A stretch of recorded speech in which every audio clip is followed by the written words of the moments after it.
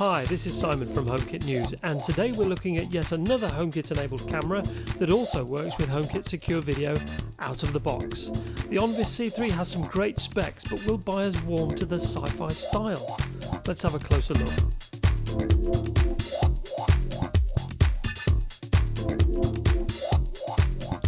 So, starting with the packaging, and as you can see we have the rather unique looking camera pictured on the front with the product name next to it.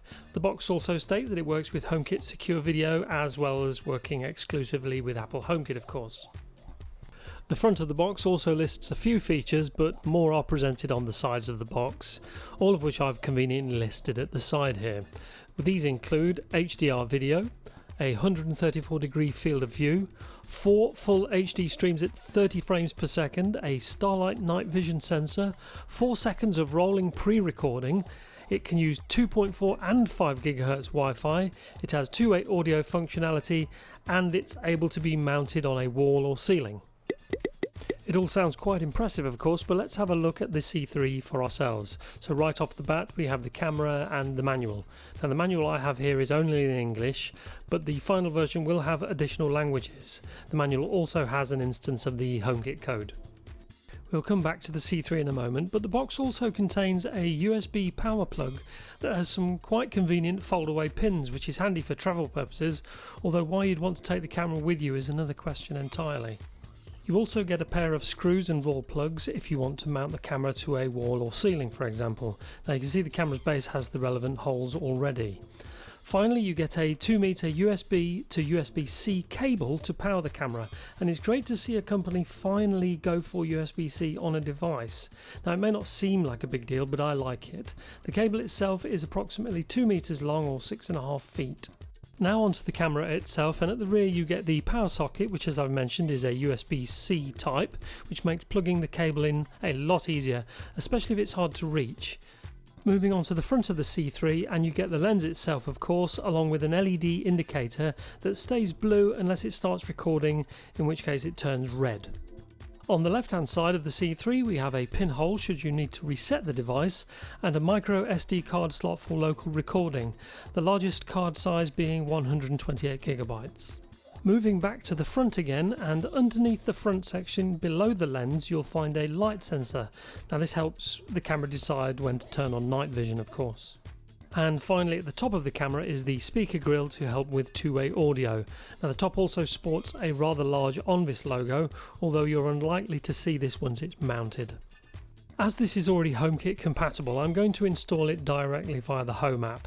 So first of all we need to reset the C3 so it's ready for pairing, which involves holding the provided SIM pin inside the reset hole until the LED cycles through red, green and blue, at which point we can go ahead and add it.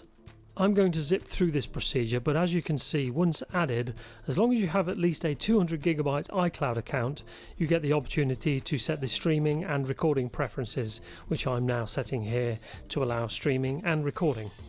The C3 comes with a pixel-based motion sensor, and so you can see two separate services once you're setting it up. Now let's scroll to the bottom of the home screen to see the live feed in all its glory, and as you can see there's already a snapshot, and once launched you can see that the live stream comes up very quickly.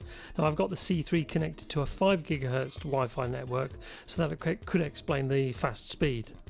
In the settings you can see that with a HomeKit Secure Video compatible camera you get some further options. Now as this is for indoor use I don't need vehicle detection obviously, but I can use it if I want. I'm now going to separate out the two services so that we can see the motion sensor in its own tile. Just like any HomeKit motion sensor, you do get options as to whether you want notifications and when to receive such notifications. Now this is a pixel based motion sensor as opposed to a passive infrared sensor, so while it's good to have, a dedicated sensor would be better if it's of high importance to you. I'll just go through some of the options in Onvis's own HomeKit app and what functions you get there. So just like Apple's Home app, you get a live stream and a timeline at the bottom, although the timeline is for SD card recordings only. The recordings are broken down into days and hours, and you can select between the live feed or recording playback. Pressing on the video button takes you to the recordings, and pressing again takes you back to the live stream. I'm currently using a beta version of the app, so you can see that the dates for recordings at the top of the screen are currently in Chinese, although that'll change once the camera becomes available. In the settings section, I'll first show you what options there are for motion. This section allows for 3 levels of sensitivity for the motion sensor and also breaks the camera's view into a grid of 16 squares, each of which can be individually turned on or off to customize areas that are meant to be triggered. Now this probably won't see too much use, however, once iOS 14 drops, because it has its own version of motion zones. For SD card recordings, you can choose anything from between 5 up to 30 seconds worth of recording time each time motion is detected, along with a large variety of resolution options including 1080p. Finally, we move on to the options for the image's aspect ratio. Now in the app you get 3 options, with the first option getting as much of the image in as possible but with some lens distortion, or what you might describe as the fisheye lens effect, where the edges begin to curve. The second option corrects the curve but as a result stretches the image in the vertical.